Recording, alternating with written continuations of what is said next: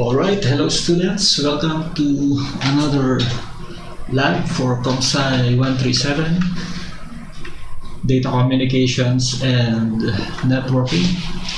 In this lab, we're going to talk about DNS and how to set up a DNS server using BIND. Let's get started. For the learning outcomes, we have the following. At the end of the session, you should be able to describe the purpose of the domain name system and the server, understand how DNS is implemented or deployed using BIND, and configure a Linux host to act as a DNS server using BIND. So here are the contents of this handout. Okay. So what is a domain name, or what is the purpose of the domain name system? Okay. Based on our discussions from the lecture, you know that the internet runs on top of the TCP/IP protocol suite, and each node in a TCP/IP network, to be able to identify a node in this TCP/IP network, each node or host should have an IP address.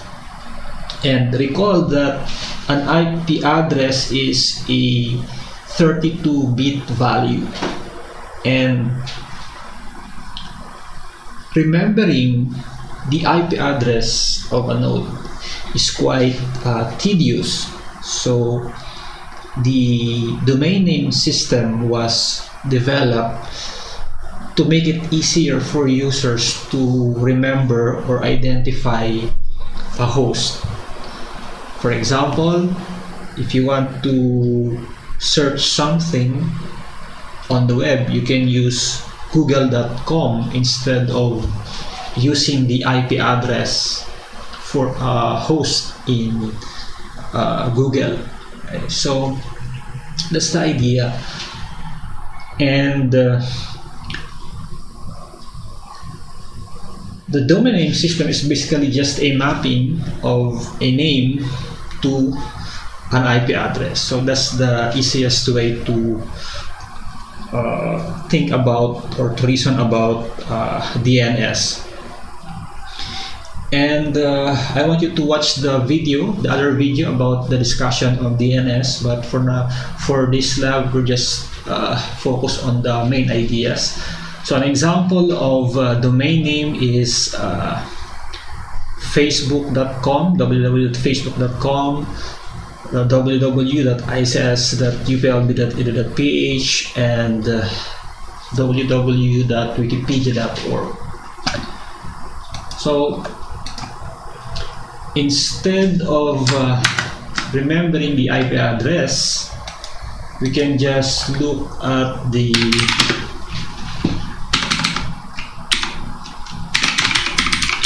use the domain name to refer to a host in the internet.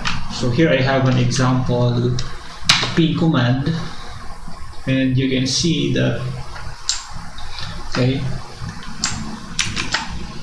you can see the output of the ping command. So I use the domain name www.facebook.com, and this is the IP address that was returned. Okay, so 31.13.77.35. Now if I do this again, I ping again. Okay, so sometimes it may return a different value, but as you can see in the output here, the domain name facebook.com is eventually resolved to a given IP address. So that's the idea. So just a mapping. Domain names follow a hierarchy of parts separated by periods, and each part is technically called a label. The rightmost part in this example, ics.uplb.edu.ph, .ph is the top level domain, and it can be divided into a country code or generic TLDs like .com, .org, .net, etc. So for example, let's take a look at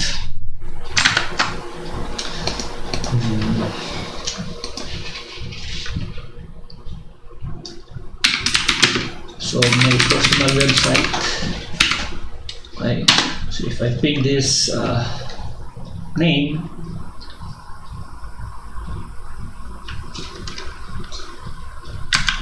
there's a wrong spelling, so it will not result to anything.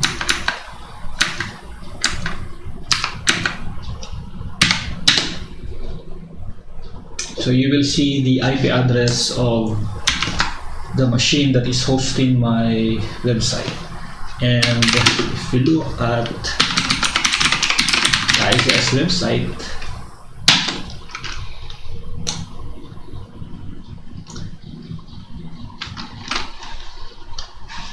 so you can see that the IP address of the ICS website is 202.92.144.1.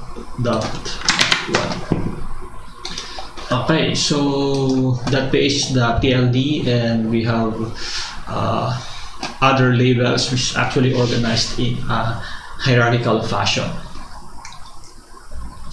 So anything to the left of the TLD are called lower level domains. Second level domain names are often created based on the name of the company, like UTLB, etc. Then the other levels will be specific to the purpose of the server or the host. Okay. Now in DNS, there's also a term called fully qualified domain name, or FQDN. Is a domain name that completely specified all the labels in the hierarchy of the DNS, and it must have a TLD, a domain name, or a host name. For example, facebook.com, uplb.edu, and wikipedia.org. Non-FQDN would be edu.ph, co.uk, net.jp. Other than DNS, there are other naming systems like NIS for Linux and WINS for Windows. So name services, we call them actually name services. Okay, so we have here this hierarchy. Okay. So we have .ph, edu, uplb.iss. So this is how the domain name is organized.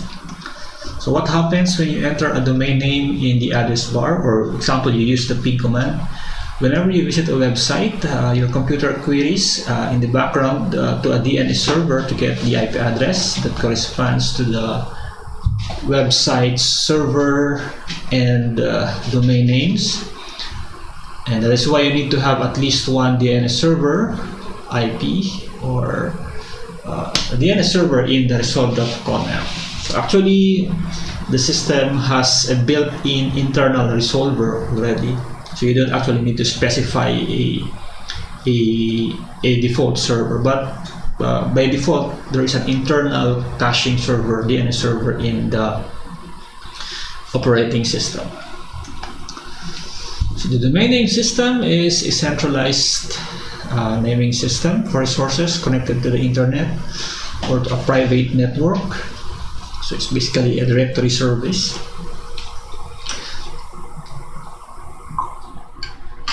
So that you don't have to memorize the IP address of the node. Analogy 1, in sending letters, packages, you do not write the latitude or longitude of the place where you want it delivered. Instead, you write the address, or something like that. And in the phone book, for example, in your cell phone, you don't need to memorize the cell phone number of the person you want to send as an SMS. So instead, you use a name for that. And the cell phone will convert the name, the contact name, to the corresponding cell phone number, which is actually used for the actual sending of the SMS message. Okay, so In Linux systems, we have the BIND or Berkeley Internet Name Domain. This is a software package that allows you to set up a DNS server. A DNS server is nothing more than a software or a piece of system software that will respond to queries about a given domain name, and if the DNS server knows the IP address of that domain name, it can return the IP address of that given domain name. If the server doesn't know the IP address, the contacted server can forward the request to other servers up in the hierarchy here. For example, we'll have an example later. So your goal in this lab is to actually configure your own DNS server in a local area network environment. Okay. So we have three things here, three components of bind. We have named, which is the daemon that runs the server, and then resolve.conf, which is consulted by the clients who would like to resolve a domain name, and you also have the dig tool to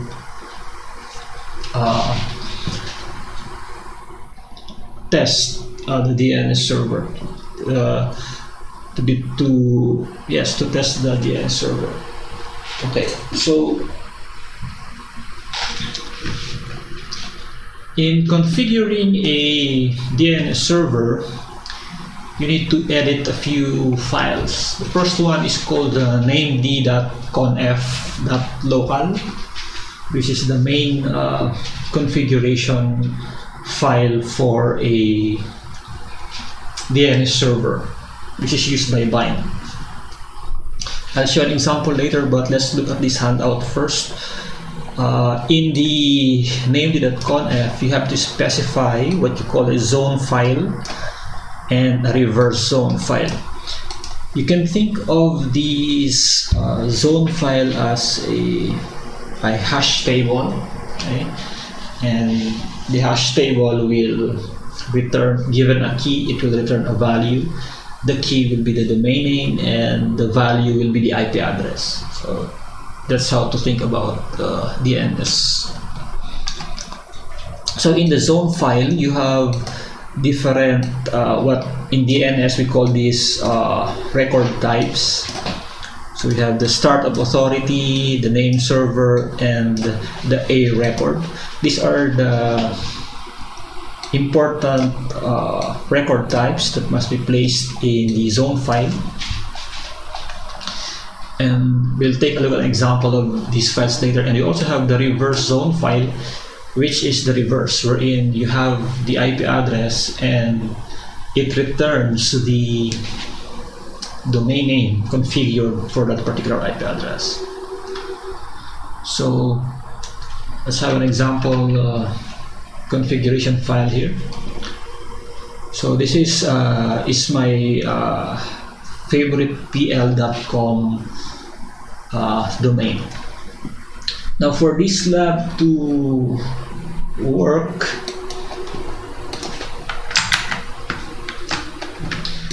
we're going to need two VMs. So the VMs you used last time, you can use that. So I have here two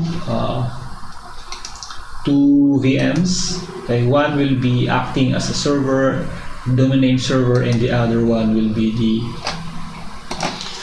acting as the client. So right now I'm in the server. So I have to configure bind. So first you have to install bind in your system in case it's not installed, but I think by default it's not installed. So you have to first you have to check if you have an IP address.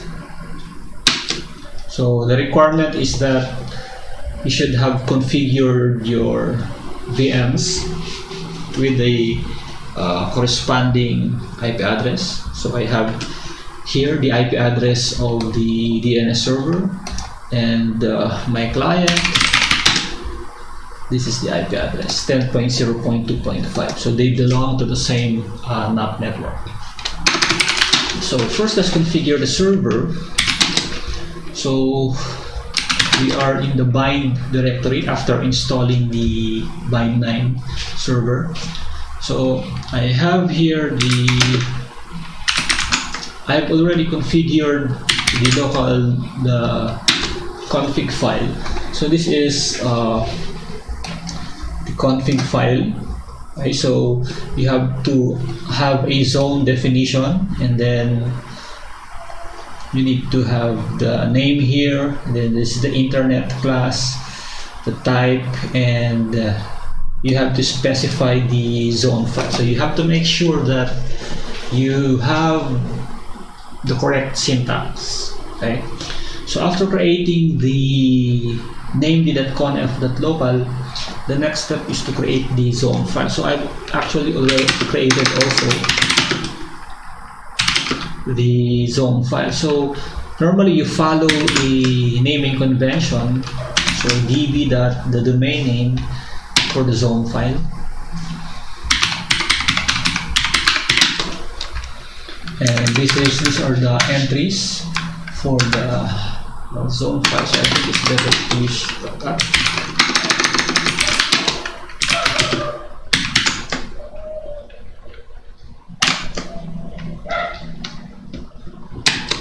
Okay, so you have to specify some parameters in the zone file, the time to live, the required records, internet class, startup authority, name server, and the A records. And these are some of the parameters for the startup authority, which specifies the characteristics of zone transfers, etc. But to us, the important parameters are, you can use these as default. We're just interested in the mapping of the domain name and the mapping to the IP address. Okay, so you can also take a look at the reverse zone file. So you can see that the reverse zone file has a different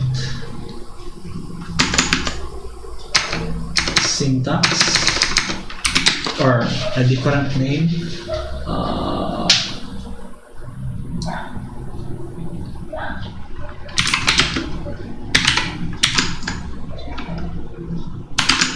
Okay, so this is the reverse zone file. So the main difference is that it's almost the same as the forward zone file, except the name. So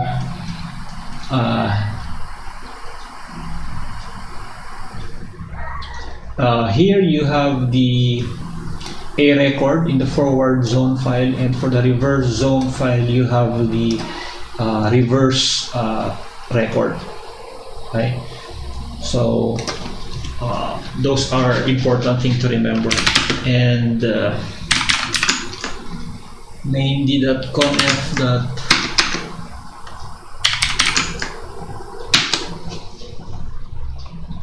Okay, so you see here the name. This is the forward and this is for the reverse. Notice the name convention for the reverse mapping. Okay, so it's 2.0.10.in-addr.arpa. So this is actually a hack to make it easier to do the reverse lookup for the name. Okay, so after you've configured this or you created these files, the next step is to check whether they are correct. So there are actually tools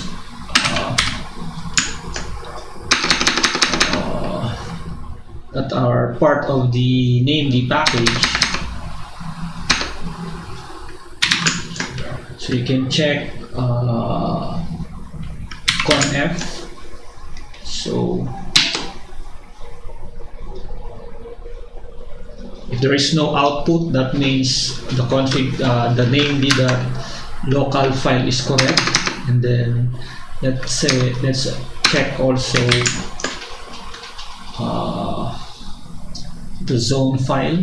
So check zone, let's say is my favorite pl.com,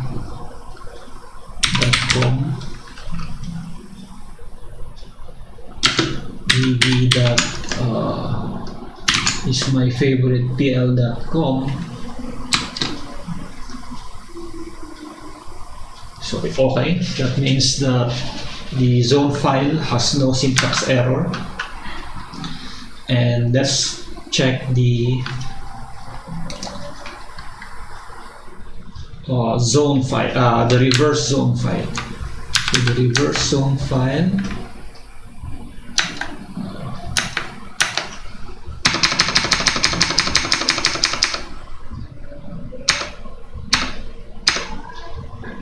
will be 2.0.10 dash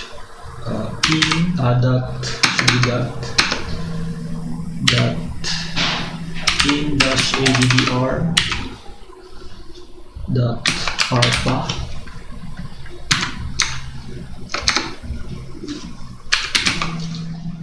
db.10. So it's also good. So that means all our config files are working, or there are no syntax errors. Next step is to check if the BIND9 will work. So we can let me first check if BIND9 is running. So it's running, so let's stop this.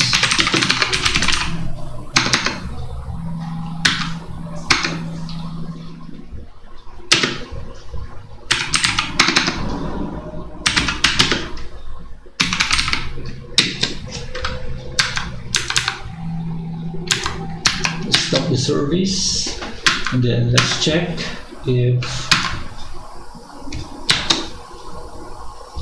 so there's no DNS server running. So we can actually check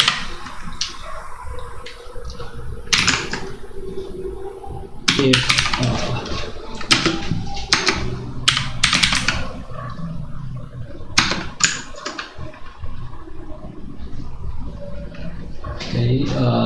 if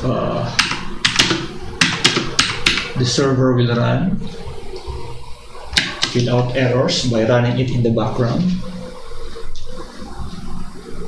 So as you can see, it seems to be working. So we're going to press Ctrl C and then restart the BIND9 daemon.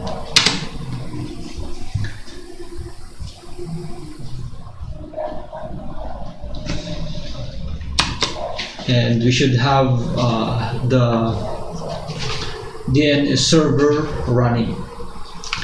So we can check using ps. Okay, and we can also check the network status.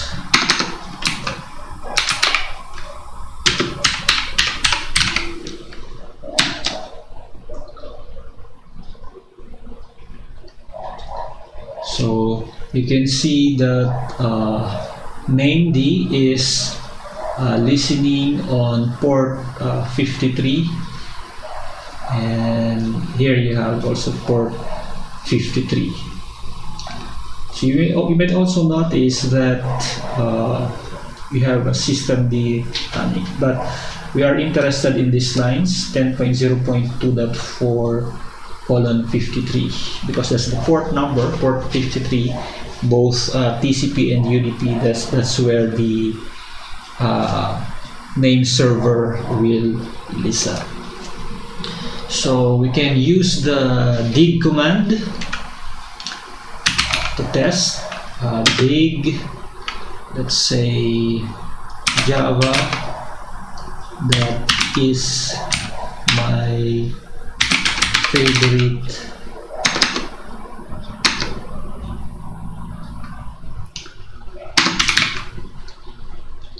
pl.com, and then we're going to use our localhost server.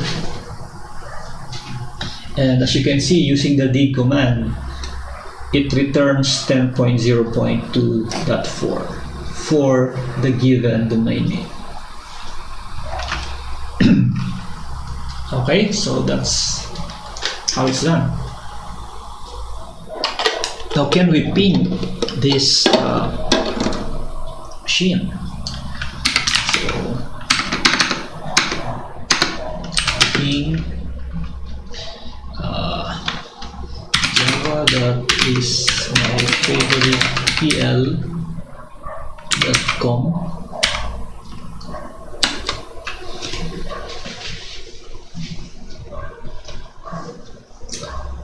So it will not respond because we haven't configured the resolver. So we'll leave this as is for now. Let's move on to the client. Okay. So on the client side, we have to configure the resolver. Okay. Traditionally, when configuring the resolver, we have the resolve.conf. However, because of the introduction of systemd, is actually systemd that manages the resolve.conf. So we know that the IP address of our DNS server is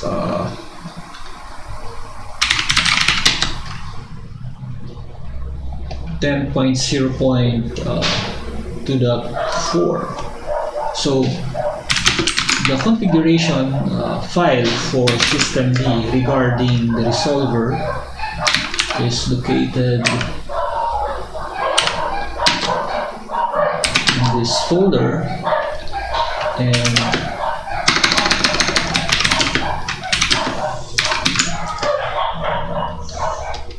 resolved.conf.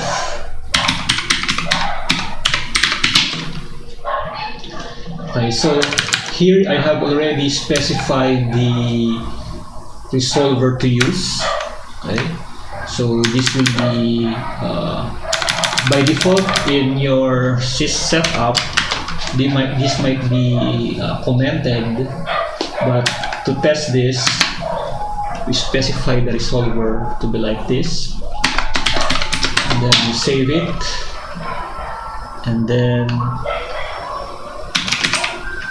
we restart the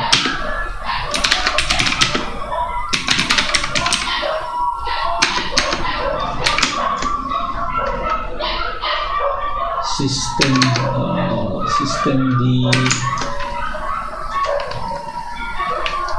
resolved.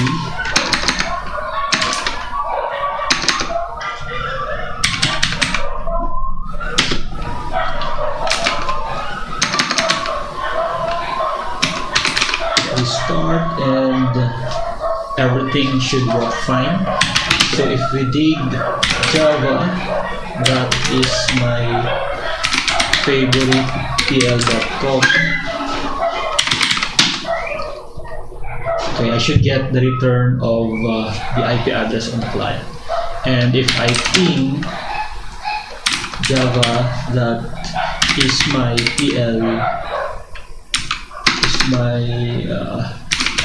favorite pl.com, it should respond already because we have configured the systemd resolver.conf, even though here it shows name server. So in Ubuntu 18.04, it goes to the systemd resolver. So whatever DNS server is configured in that resolver will be processed first. Okay, so let's talk about C, because this is another machine. So as you can see, this is the IP. This returns the IP address of the client. Okay, so if we're going to apply this technique, so let's say pc.java on the server, p.c. is my favorite pl.com, it will not work. Because why? We haven't configured the systemd. So we edit that. We edit systemd.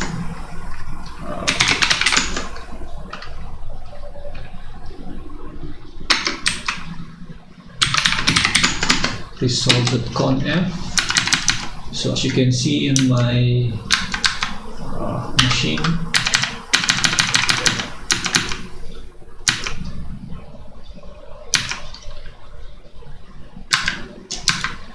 on the server, this entry is still blank. So if I place this here, and then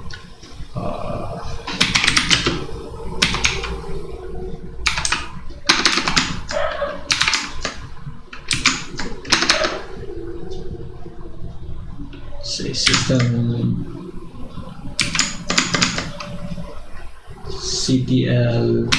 start, let's say start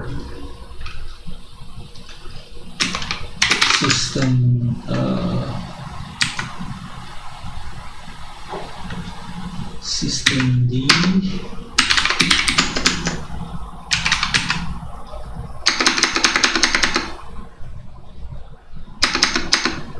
resolver daemon. So at this point, I should be able to ping C that is my favorite pl.com, and it should reply. Great. So that's how it's done. So at this point, I've shown to you how to configure a DNS server using BIND9, and then how to configure a client to use our configured DNS server. So I guess that's all for this lab. If you have questions, just post on the Slack channel. I will be posting the PDF file for the specific task that you're going to do, but basically you're just going to do what I demonstrated on your own setup. So that will be all. Thank you.